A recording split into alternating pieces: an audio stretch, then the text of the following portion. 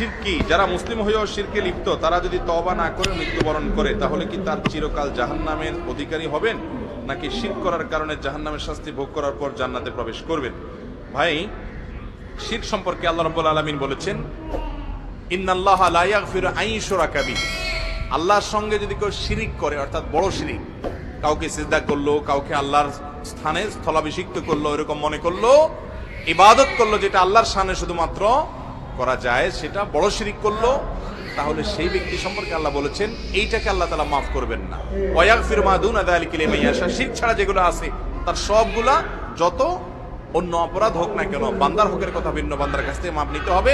আল্লাহর হক সংশ্লিষ্ট সমস্ত অপরাধ আল্লাহ মাফ করবেন, তো শিরক মাফ করবেন না। এই জন্য শিরক করে কেউ যদি তওবা করে মাপ চায়, তাহলে ভিন্ন কথা, আবার মাফ হবে। কিন্তু শিরক করে তওবা করা ছাড়া, শিরক করা অবস্থায় সে মারা গেল, তাহলে মুশরিক অবস্থা মারা গেলে এই ব্যক্তির কোনো রক্ষা নাই এবং চিরকাল সে জাহান্নামে থাকবে। আল্লাহ তাআলা আমাদের সবাইকে শিরকের মতো এরকম ভয়াবহ অপরাধ থেকে বেঁচে থাকার তৌফিক দান করুন।